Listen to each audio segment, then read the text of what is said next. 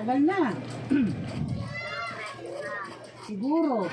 Kasi sabi niya, mahirap daw kasi magbakasyon sa Pinas kasi nga, napakamahal ng pamasahe. Oo, from London papunta rito, nasa 100,000 daw ang pamasahe. Yun ang sabi niya. Pwede. Oo. Yung pamangkin ko, pag umuwi yun, Yun, nag-ano sila sa online kung ano yung promo. Para makabuti 2013, sila. yung huling uwi niya. Oo, di ba? 2013. Meron Yan yung huling ganun. uwi niya. Oh. Saan si Liway dyan? Ayun, nasa gitna yung kulay pink. Yan yung huling uwi niya. 2013. Kinuwento niya nga sa akin. 2013.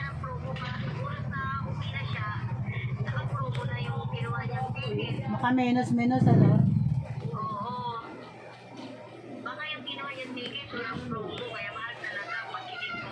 Ayun naman ang kwento niya sa akin na pamalay ko dyan, di pa naman ako nag-abroad. Oo, alam ko yung kasi yung pamangkin ko ganun gawa eh. Before, katulad nung last year, umuwi siya. Kaalis nga lang nung nakarang linggo lang eh. Pag alam na papunta na sila dito, mga 2 months ahead, nag-ano na siya, kaya alam na namin kung kailan ang dating niya. Malayo pa lang nag-ano na sila. Nagpapabook na sila, oo. Ganun ang gawa ng pamangkin ko kasi mag-asawa silang umuwi eh. Yung anak nila nandito. No nga. Ewan ko babae na yun. Alam niya yan, Diyos ko naman sis, tumanda na siya sa London.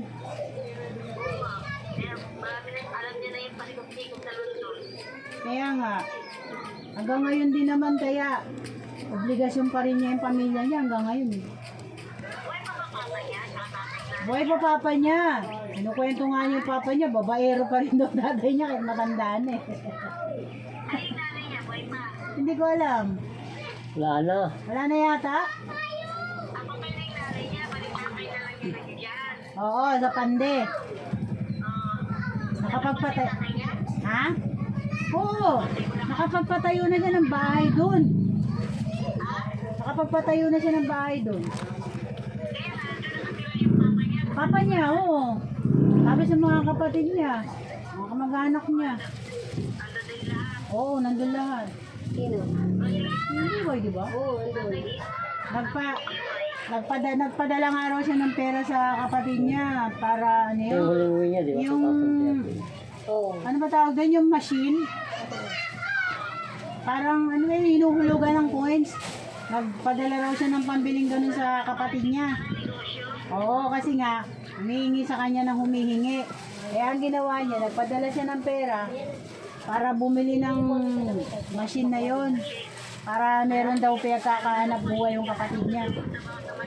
Hindi ko alam yung inuhulugan niyang coins. Hindi ko alam kung ano yung kung wifi or di ba maraming ganon, inuhulugan.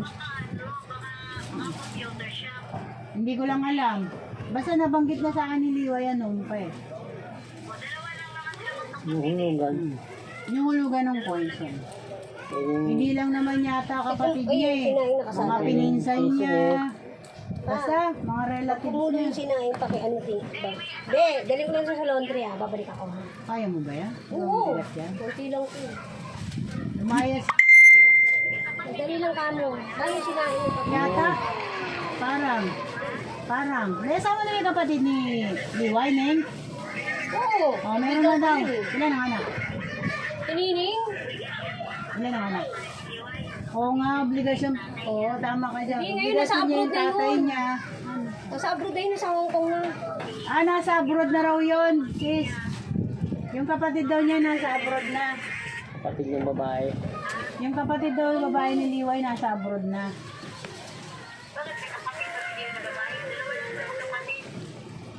Hindi ko alam. Nagbibideo ako pa. Oo. Nagbibideo ako. Nagbibideo ako. Yun yata yung nasa Hong Kong daw, sabi ni Santa. Babae. Yata.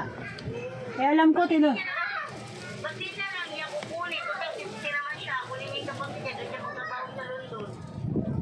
Pwede.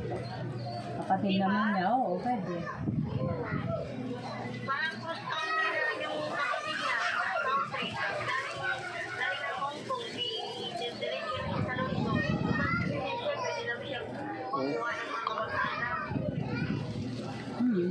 Ewan ko.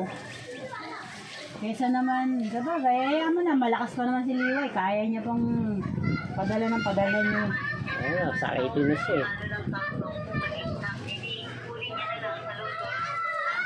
16 to 20 tayo. Tatay lang naman yung pinadadala niya eh.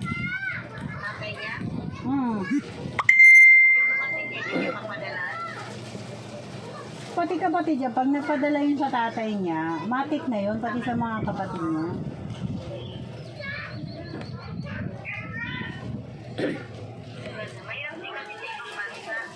Kaya nga, totoo yan.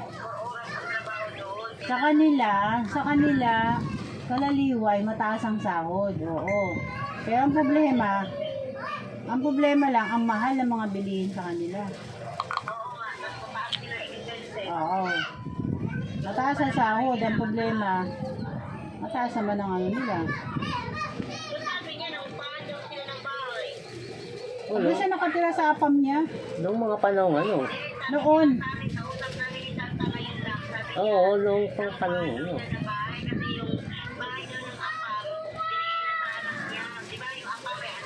Oo, may anak.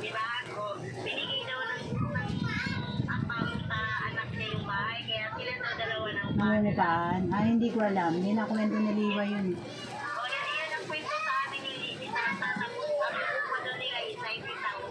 90? Oo, sa atin, sa pera natin. Hindi, ano yun?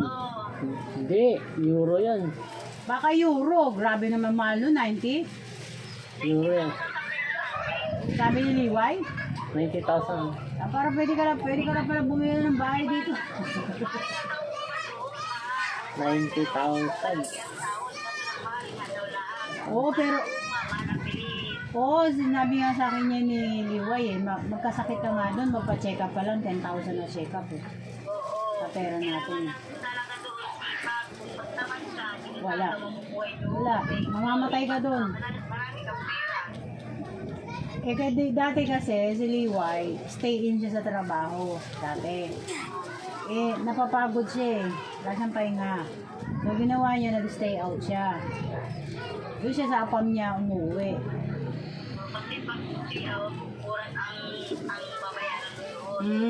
Hawak niya oras niya. Unlike pagka stay in ka, di ba? Isang trabaho lang man. Pagka yung stay out ka, pwede kang gumanggap pa kung may oras ka pa, di ba? Pwede yun, sa ibang bansa, ganun. So, gusto mo dumoble kita mo. Gail, malapit na matapos na ma. Wala, pag tamad ka, huwag ka na pumunta ng London. Oo. Tingnan ma. Hindi ka tulad dito sa Pilipinas, di ba? Gutom, Pilipino. 8 hours ba isang trabaho lang yon. Unlike sa ibang bansa, yung 8 hours mo na yon, marami ng trabaho magagawa mo nun. Totoo naman yun, totoo naman yun. Kaya walang asenso Pilipinas eh. Yes. Ay, meron akong kapitbahay kami dito sa Tondo eh. Nagsimula siya sa tagapalit ng carpet. 2 oras lang daw yun. Masawag na siya. Punta na naman siya sa isang trabaho. Diba? Sipag lang talaga ang ano mo dyan. Tsaga.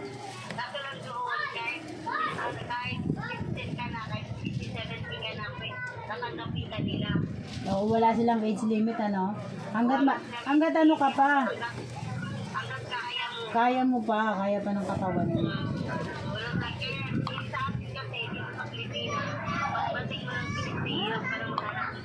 Oo, kasi may age limit sila. Lahat naman dito eh, nilalagyan nila ng age limit eh.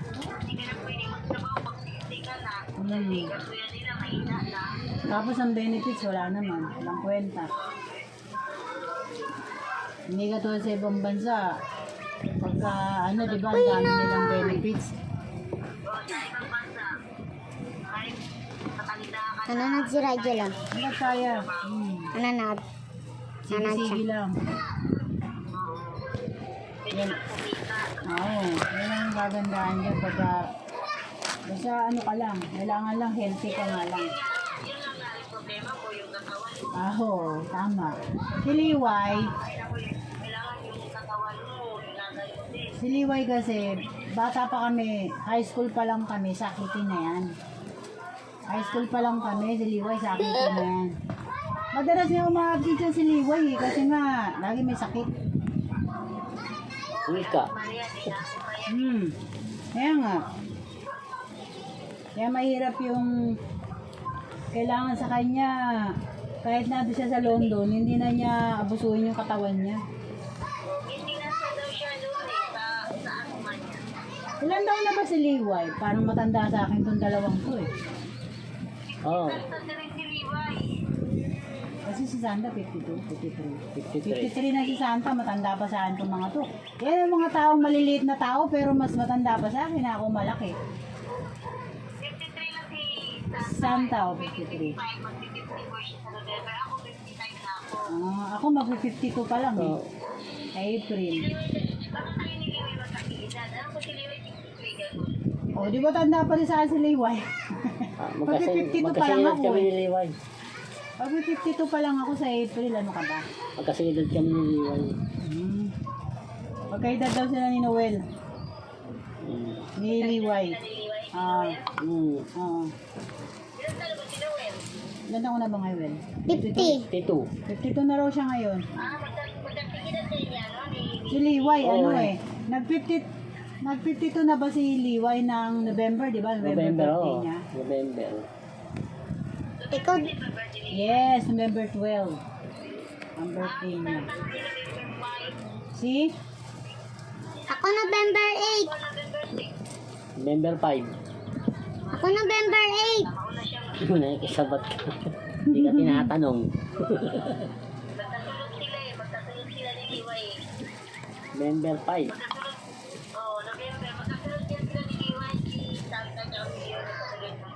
Eh, mag-best friend eh. Mag-best friend yung dalawang yan eh. Magka-hype pa sila. Pareho sila ng mga laki.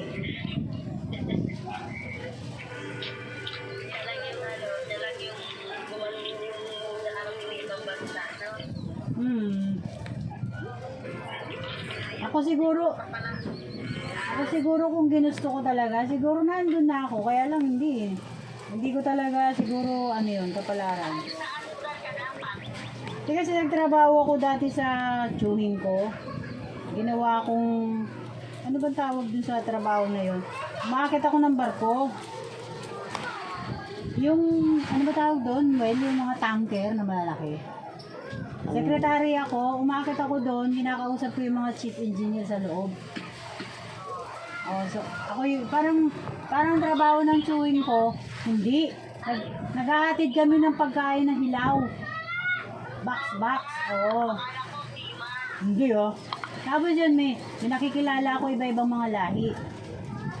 May Australiano, merong Indonesian, merong Grego, ayoko tapos mga Grego. Tapos, meron, kaya lang hindi ko inintindi. Meron, dalaga pa ako nun. Hindi siya inintindi. Eh, seryoso pala yung gago.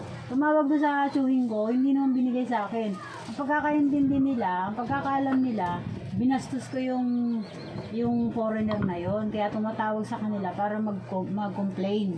Eh, hindi. Gusto lang niya akong makausap para ipaalam ko lang sa kanya yung yung detalye ko, yung nyari, address ko or number ko, saan niya ako makukontak. Parang hindi naiintindihan ng tsuhin ko yon na gano'n. Eh, wala na, hindi na kami nakapag-usap. Hinahanap ako. Akala nila magko-complain. Kasi ang gawa ko, pag pumunta ako ng barko, tapos merong bababa, pwede ko pa itong i-vlog. Sana masakot mo pa. Alin? Hinahatid namin yun, tapos habang hinahatid namin, syempre interviewin mo siya, kakausapin mo siya, di ba? O di ba nauubusan ako ng baon? Dinudugo ilong ko. Ewan, kausap mo siya, tapos magpapahiwatig siya, ganyan. Tapos kinukuha yung address ko, sabi ko, hindi ako doon nakatira, nakikitira lang ako doon. Sabi ko, nangangamuhan lang ako, sabi ko, ano. Tapos sabi niya, kunin daw niya yung number ko. Sabi ko, hindi rin akin itong cellphone. Sa company to, sabi ko gano'n. Basta gumagawa siya ng, lahat gusto niyang kuriratin yung buhay ko. Parang gano'n. Tapos sabi ko sa kanya, hindi, wala akong sariling cellphone. Sabi niya. Siguro nalaman niya may landline yung sabihin. Tumawag siya. Bakit? Problem. Bata pa Gusto yun, ni bata Rachel. pa yung Indonesian siya eh. Ewan Ano ko. siya, chief engineer ng isang tanker sa dito sa may Pier South. Pier South, doon kasi kayo pumupunta eh, pag may dyan na Oo, di ba? Kung yun, inano ko yun, siguro, hindi ko kapalaran siya. Tapos di ba, nag-apply din naman ako dati ng ng DA sa Hong Kong. Nag-ano nga ako, may certificate na ako ng seminar eh. Kaso, meron na akong passport. May passport ako.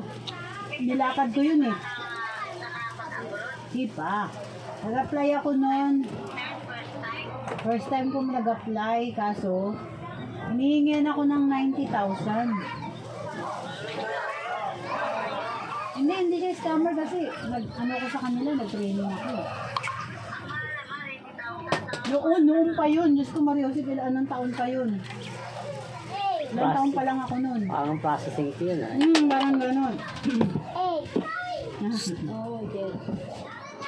Eh, sabi ko, hindi afford ng tiyahin ko yung ganong kalaking placement. Maganda sana kung deduction eh, hindi eh.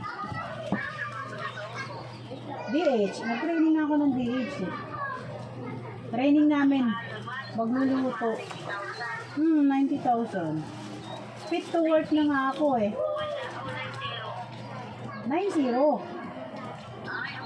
Mahal, di ba? Sa yun eh, saan ba ako nag-training? Sa Makati? Parang sa Makati yata ako nag-training nun. 3 days ako nag-training nun, binayaran pa nga ng tiyahin ko yung training ko. Tapos meron akong, diba pag natatapos na, certificate? Meron ako nun. Training namin, nagluluto, tapos kakanta ka ng nursery rhyme. Kung maging yaya ka, kakanta ka pa. Alam mong nursery rhyme, kakantayin mo. Pagbibidyoan ka nila. Ganun. Talaga pa ako nun. Tapos hindi ako na nun. Nagano na lang ako. Naging encoder na lang ako dito sa may Kagitingan kasi meron dyan bahay lang. Bahay lang siya pero tumatanggap siya ng ang gawa namin nag-i-encode kami. Merong akong kakilala dyan na dati kasi akong choir ng simbahan sa Delpan. Yung kakilala, yung kasamahan ko sa choir, meron siyang pinapasukan. Sabi niya, ate, gusto mo